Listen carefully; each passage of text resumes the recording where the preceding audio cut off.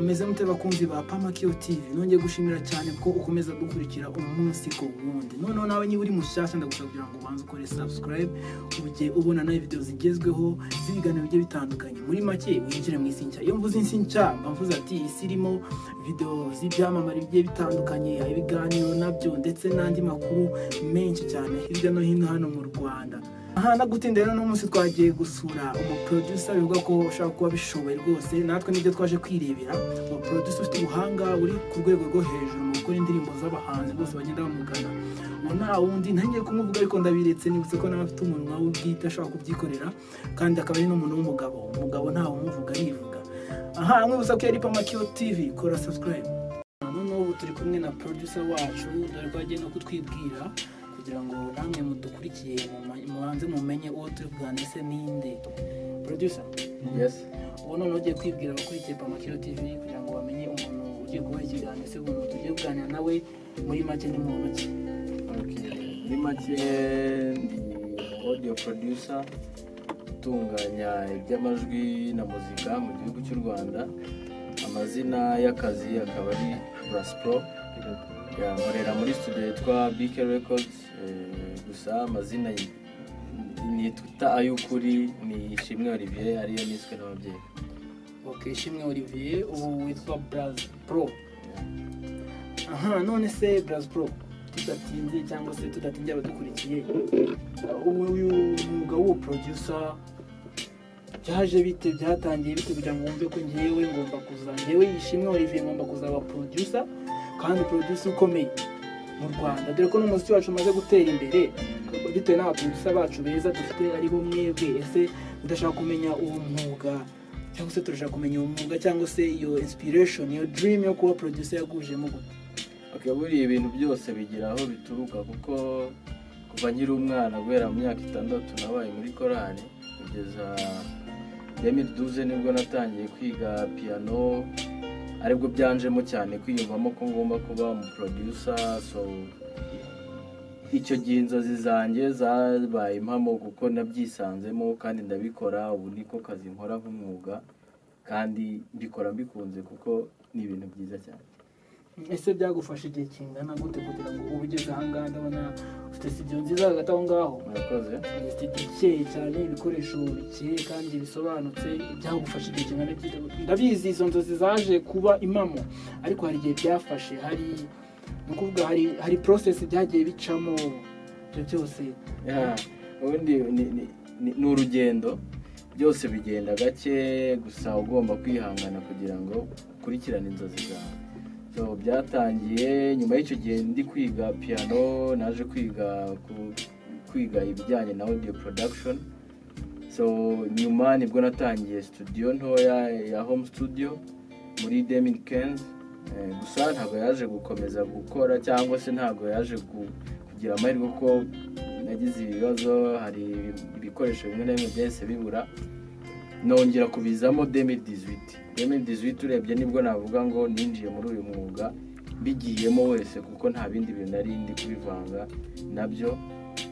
Aribwo umuntu agenda akusanya ibikoresho nk'ibyo mubona aha ngaha byose biterwa n'urukundo mfitiye umuziki kugenda gake no kubishaka cyane biza gukunda ariho ngeze ubu ngubu. None se ko nzi ko ndabizi neza ko ukora n'abantu bagiye batandukanye kandi abenshi bakwemera nk'umuproducer ubizi wumva ari iki nuhe mwihariko ufite urusha abandi baproducer bituma abantu bavuga ati Braza ararenze? Ubundi ubivuze ngira ngo byaba ari kuvuga ngo ni ukwiyemera ariko burya buri muntu wese agira umwihariko. So umwihariko wanjye ni uko ndi umunyamuziki kuko ndabizi ko umuntu ashobora kuba umuproducer ariko atari n'umunyamuziki ari akunze kuba afite ugutwi kwa audio ariko kuba ndi umunyamuziki ni umwihariko kuko iyo mfashije umuhanzi no mu bijyanye n'imiririmbire cyangwa se ku mamelodi biramunezeza. Ikindi ni uko umwihariko nyamukuru cyane ni uburyo twakira abatugana uburyo dukorana n'uburyo bakira serivisi tubaha. Ibyo nibyo wenda navuga biri by'ingenzi. Ibintu bikunze kuvugwa muri muzika nyarwanda cyane cyane mu ba producer urugero niba ndi umukobwa cyangwa se umuntu w'igitsina gore kugira ngo akore umuziki hari ibitambo bimusaba niba ariko nabyita kugira ngo umuziki ubanze icyambere ube mwiza ugere kure kandi anakundwe mu bantu uwo muziki ugiye kujyamo. Ese icyo kintu reka nyivuge neruye bavuga ati ngo habamo ruswa y'igitsina cyane cyane ku gitsina gore kugira ngo producer rwose abe yakora imiti yose cyangwa se akazi kose uba ugomba gukora geste.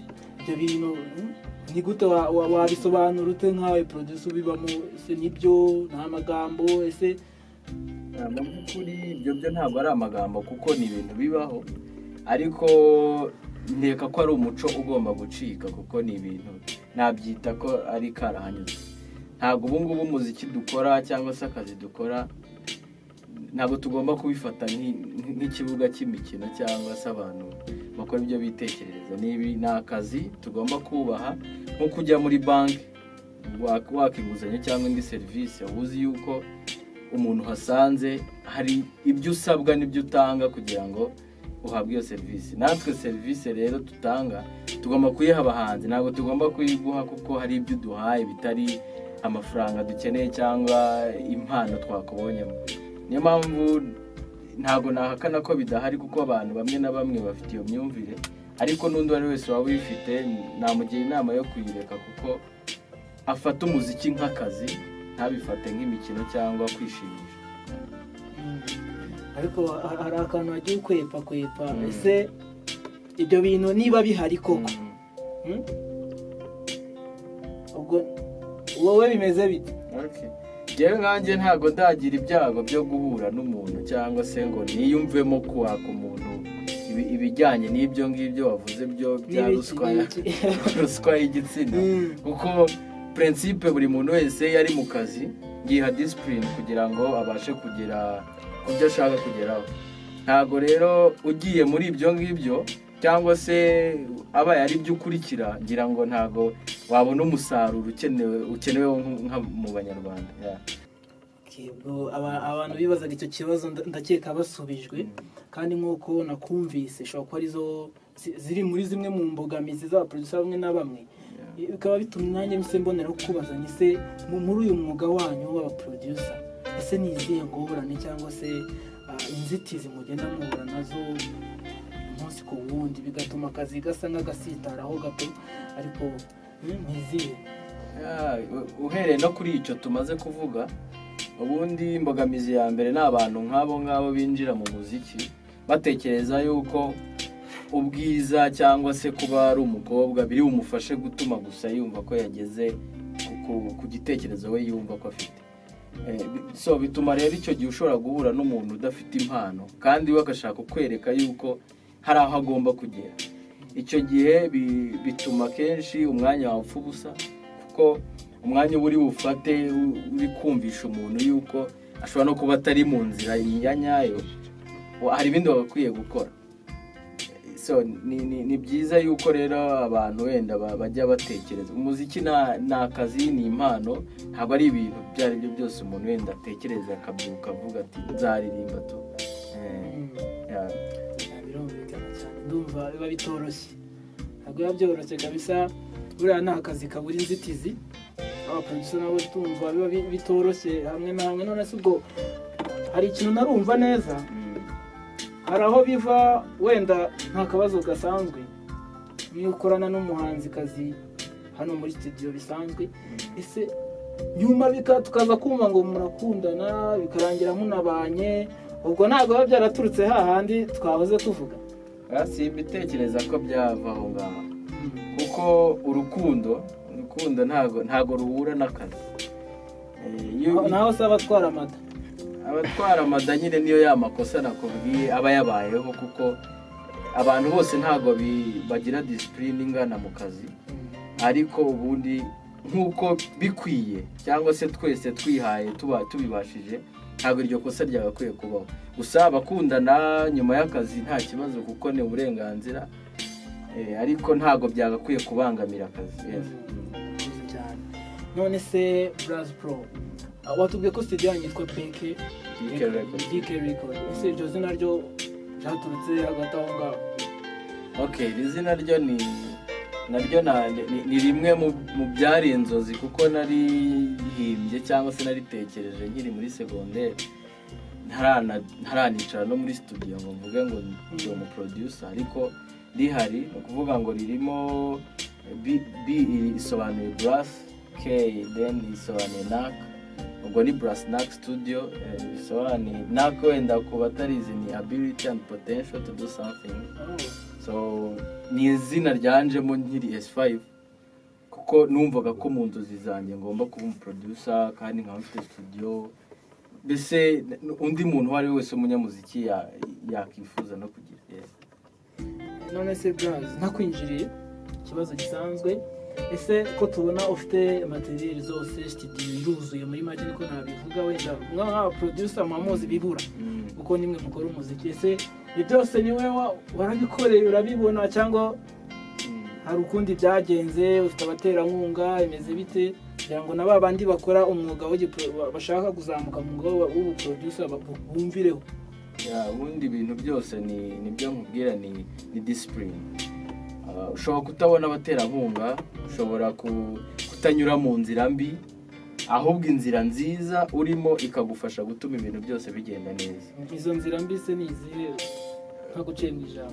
Ubundi inzira mbi ni ukwifuza ibirenze ibyo ufite.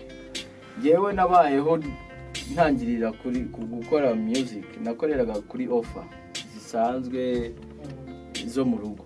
Ibyo ni kuvuga ngo ariko mfite intumbero yo gukora byinshi kandi nkazabona byinshi.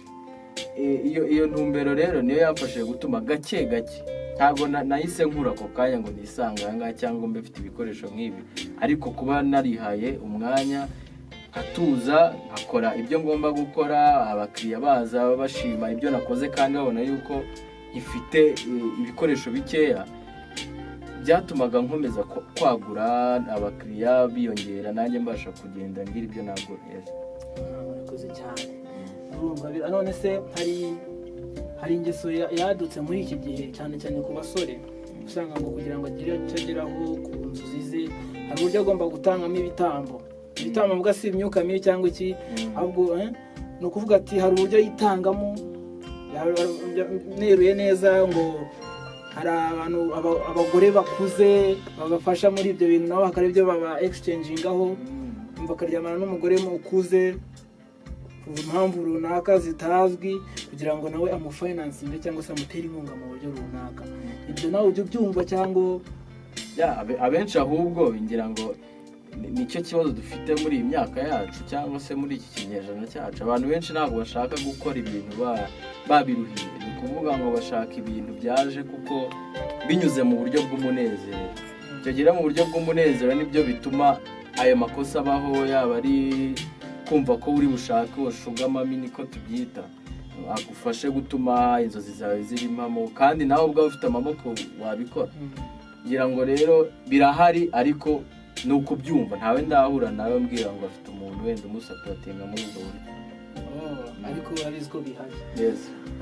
Akaba ari ikibazo rwose kimaze kwigarurira cyane cyane urubyiruko hano mu Rwanda, kuba yakumva ko aho agomba kugera hose agomba kubanza nawe akagira ibintu bimwe na bimwe atanga. Muri ubwo buryo namaze kuganira na producer, ugasanga afite nk'umugore ku ruhande w'abandi, ndetse nawe amukorera ibintu runaka cyangwa se bararyamana, maze ugasanga aho umuguze akamwishyura, akamubwira ati se ukeneye iki ndabigufashamo, ibintu nk'ibyo.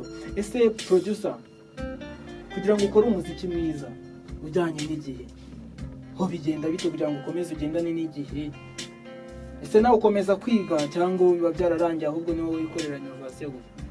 Ubundi kwiga bihoraho mu muziki kuko umuziki ni mugari cyane, ntabwo wapfa kuwiga ngo urangize. Abenshi ahari sindabona uwagize amahirwe yo kurangiza, ariko biba binagoye kuko urebye mu buryo bw'ishuri tugiye kuri standard turiho iri hasi, banavuga ko turi muri level 1. Ubwo rero umva kugira ngo ugere muri za level 8 cyangwa aho ngaho ni imyaka, ni igihe, ni uguhora wiga. So ubu ngubu rero kugira ngo ujyane n'igihe cyangwa se gukora umuziki ugezweho, bisaba gutuma updatinga bitewe n'ibyo abantu bari gukunda biri kugenda biza. Ntabwo wakicara muri studio ngo uvuga ngo ibintu namenye nibyo nzakoresha imyaka 10 cyangwa 20 oya. Ugomba guhora ureba ibyo abandi bari gukora ukabiheraho nawe ukomeza kuzamura ibyawe. Yes. Haza kinyatrap ugakubita haza byose bisaba gukomeza kwiga. Birumvikana cyane. None se Braza nuhe muhanzi cyangwa se nuhe muhanzi umaze gukorana indirimbo hano muri studio ukavuga ati kweri niyo muhanzi watumye numva akazi kanjye ngakunze kurushaho cyangwa se tuma numva aka kazi nazakareka mu buryo navuga? Iki kibazo kiragoye kuko bose ngewe iyo nkoze mba proud, nkumva ko nishimiye ibintu nkoze kandi bikandera courage yo kumva yuko ngomba gukomeza gukora n'ibindi. Gusa iyo ugize amahirwe ugakora n'umuhanzi ufite impano ubona yuko nawe ubwawe ugakora indirimbo yakuryohe na mbere y'uko uyikora, bigufasha gutuma uba proud birenze uko waba we na mbere cyangwa se n'ibindi byose. Ubwo rero ngira ngo hari indirimbo nakoranye n'umuhanzi bita Gisa cy'Inganzo, na n'ubu ntirasohoka ariko iri mu ndirimbo ntibikiye abanyarwanda kuko ni nziza, ifite amagambo meza, ifite injyana nziza, n'umuhanzi ubwe afite ijwi ryiza, afite impano, so narayikunze. Yes. Narayikunze, urakoze cyane. Wayikoranye n'umuhanzi Gisa cy'Inganzo ariko ntirasohoka. Murateganya kuyisohora vuba se tube dutegereje cyangwa tuzabyibagirwa igende nka Zahina? Aya nta mpamvu yo kuzibagirwa, ahubwo ni ukuyizirikana kuko ubu ngubu iri gutegurirwa amashusho. Nyuma y'amashusho nibwo izajya hanze. Okay, ndumva ari sawa kubera ko hari indirimbo twagiye dutegereza z'abahanzi bagiye batandukanye batubwira ati ziri mu gikoni niko mubyita cyangwa se ziri muri stock tugategereza tugaheba. Urumva rero natwe nk'abafana tuba dutenguje. Urumva hari indirimbo zagiye zikorwa n'abantu bagiye batandukanye amakorabo ariko zose twari tugeza turahiye imyaka irahita n'irataha. None se ubwo biba byagenze gute ubundi mite mbona no kubaza ukabaza biba byagenze gute kugira ngo indirimbo ikorwe ariko birangira idasohotse? Okay, ubundi ntago wavuga ngo byarangiye idasohotse keretse iyo hafashwe umwanzuro wo kuyikansoringa. Ariko ubundi indirimbo ishobora no kumara imyaka 30 utegereje ko izasohoka. Yes. Hari indirimbo rwose ishobora kumara igihe kinini muri studio bitewe nuko abayiteguye cyangwa se bari gukora iyo project bihaye intego runaka yo kugira ibyo bategura. So ushobora kwigiye kinini cyangwa se nk'ubu nk'iyi ndirimbo ushobora kugira ikindi gitekerezo haba ati okay ibi none bitumye tutahita tuyisohora kuko buri mwanya ushobora kunguka ikindi gitekerezo. Niyo mpamvu ushobora gusanga hari indirimbo zitinda mu studio cyangwa se hari indirimbo ishobora kumara igihe usa nkaho wayibagiwe ariko mu gihe runaka ukazumva ngo umuhanzi yayisohora. Cyangwa hazamo n'ikibazo cy'amafaranga nyirayo nyine yananiye kwishyura imeze bite? Ntekereza yuko wenda bagira ikibazo cy'amafaranga ari babandi nyine baba bagiye mu bintu batabiteguye, ariko umuntu wese ushobora gutangaza ko afite projet runaka aba yarabiteguye. So ntabwo ntekereza ko ari ikibazo cy'amafaranga, ahubwo ni nuko haba gikusanga ibitekerezo kuri iyo projet kugira ngo ibe nziza kurushaho. Urakoze cyane. Ntabwo ari ikibazo ahubwo nubwo ati umuhanzi ugenda indirimbo ye nisohoka ubwo ntabwo aba ari umuhanzi, ntabwo bayiteguye kujya mu buhanzi niko mu rundi rwego cyangwa se twabivuga mu yindi mvugo. Urakoze cyane. None se buriya Braza aba producer hari ibintu mukunze kudurisha mwese, ufite umukunzi? Ubu ntawe mfite. Ubu ntawe ufite cyangwa uramurinze? Umugani bavuga ati ngo namuvuga abantu bagasacinga kuri Instagram.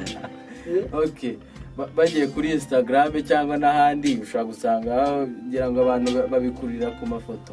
Ushobora gusangaho abantu batandukanye ugakeka gusa ariko burya ntago wavuga ikidahari. Yes. Urakoze cyane. Ese ubwo Instagram uranyibutsa urayikoresha? Yego, ndayikoresha. None se nk'abantu bamaze kukwikundira ubu ngubu bakeneye kugukurikira bakaza bareba update zawe za buri munsi, ese BK Record bigeze he, gukora umuziki imeze bite, bafollowing izina ryitwa ngo cyari BK Record Studio.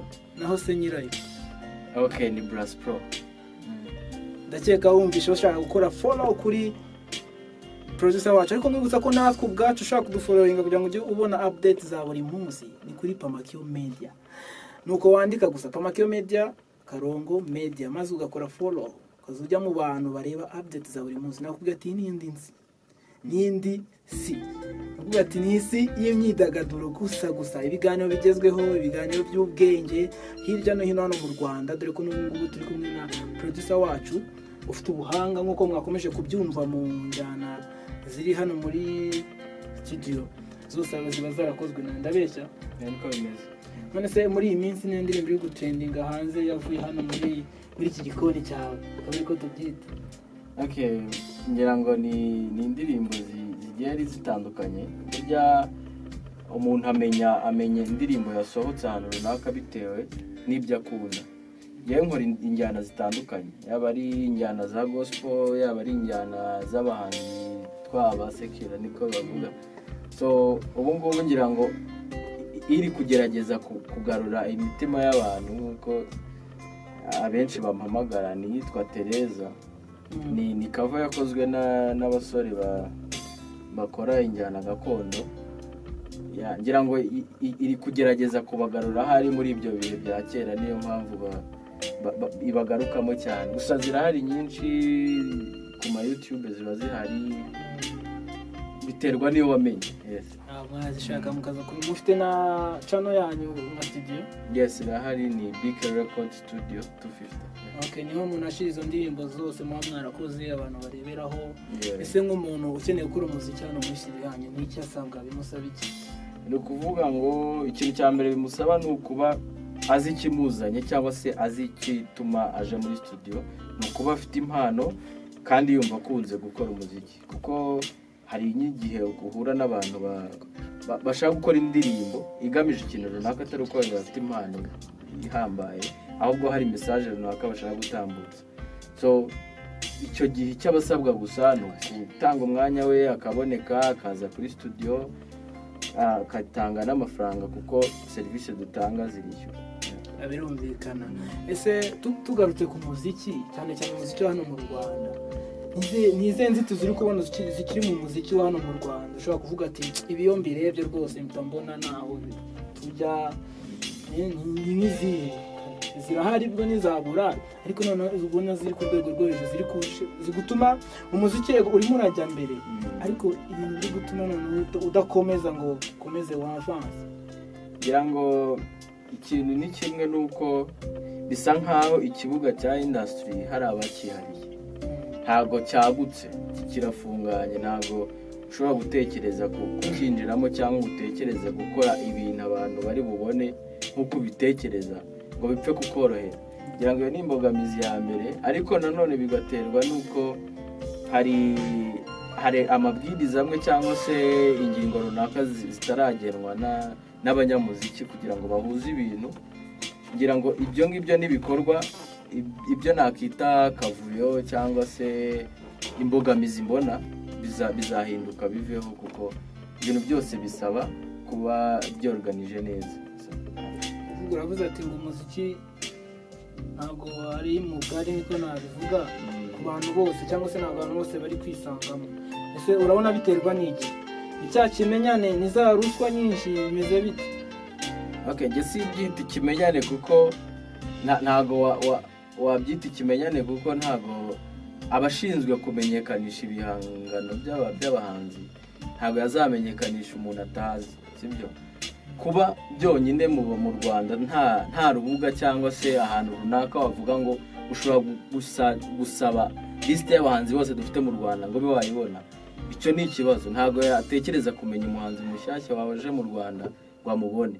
Nibyo navuga ngo hari igikenewe kugira ngo umuziki nyarwanda d'abord ubanze kuba ufite ahantu runaka ubarizwa, ube wavuga ati hari urubuga runaka ushobora kubonaho abahanzi nyarwanda kuva ku muto kugera ku mukuru, ngo mube wamubona.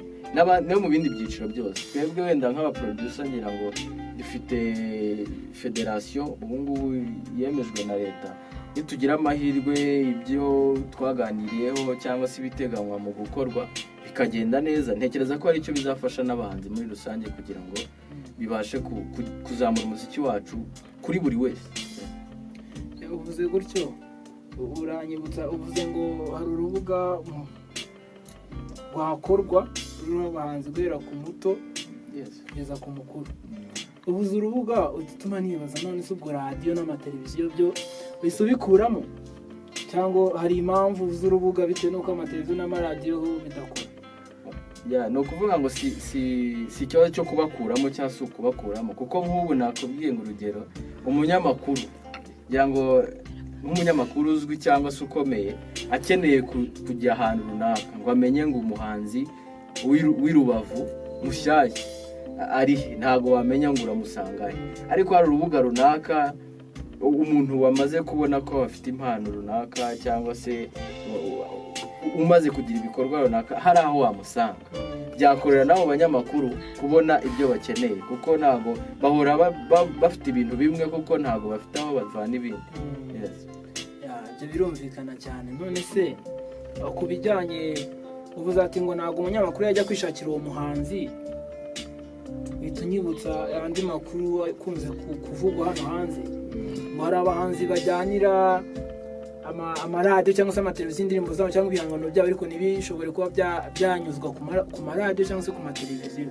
Kandi bikavuga ko hari n'abaproducer cyangwa se inzu zitunganya umuziki zisigaye zikorana bya hafi n'abanyamakuru, ugasanga noneho babandi bose ba hasi naho bagifite baririra cyangwa se bazamukira bitewe n'uko nk'amwe bapolisi amwe hari amateleviziyo amwe n'amwe mukavuga ati muzamucuranga gusa ivuye muri studio yacu. Ibyo bintu byo urabivuga wiki?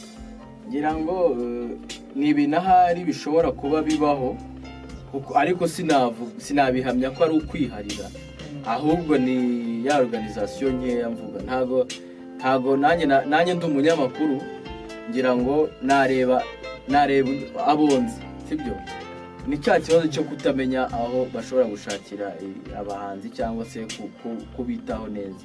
Inshingano baba bafite akenshi ni izo gukina ibyo bahawe.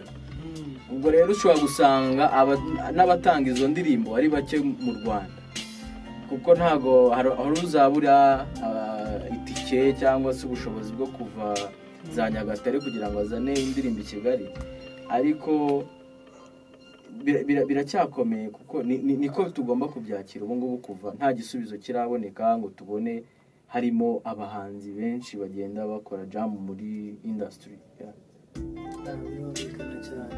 None se ubwo kuvuza ati ngo n'abajyanye ibihangano ni bake, abo bo babijyana n'undi ntihagire icyo bikoreshwaho, cyangwa se wenda icyo kibazo tukihoreye ndavuga noneho tumaze kuganira byinshi na producer wacu Bras Pro muri BK Record. Ese noneho dusoza producer wacu ndagira ngo ubwire abadukurikiye uburyo bakubonamo cyane cyane kuri social media, se bashobora kubona mu buryo bakwandikiye mu guhana nyine urabizi no kwivuza bisigaye bibera kuri social media. Ese nawe tubwire social media ukoresha, yaba wowe yaba studio yawe ndetse yangira ngo byo ibintu byaroroshye kuko n'abari hanze y'u Rwanda turabakorera kandi bikagenda neza. So aho wadusanga duhereye kuri YouTube channel yacu, ngira ngo nawe ushobora kuhamenyera amakuru y'ibyo dukora. Ni BK Record Studio 250 niko channel yacu yitwa. Icyo gihe wabona ibihangano dukora. Then kuri Instagram ni BK Record Studio, naho ushobora kutwandikira ukoresha Instagram cyangwa se ukaba watwandikira kuri email ni bkrecordstudio@gmail. So ngira ngo aho byagufasha, aho byakunda. Ese uzi Instagram uranyuze umuntu bita Decat uramuzi? Njya mwumva. Ujye mwumva? Wese kuki atarakumenya meze bite ko narakubona kwa Decat? Ntabwo uri umunyamafuti? Ngira ngo impamvu nyine ndi umwere. Nabyumvisha uburyo ntabwo Decat ngo bajya kwa Decat bose ni abanyamafuti. Ubwo rero producer wacu ni umwere, ubwo muzamusaba abere muzamubasanga hehe? Yose Pamakiyo irasengeye, ahangaha abasizwe amavuta turahari. Na kabisa. Wibutsa ko ushobora gukora subscribe kugira ngo ujye ubona ibiganiro byacu buri munsi, uploadinga buri munsi, no kuvuga ati dushiraho video kenshi cyane gashoboka. Ibiganiro byo ni bya bindi by'ubwenge gusa. Ndagushimira cyane ko ukomeje kudukurikira. muri kumwe nanjye Bugas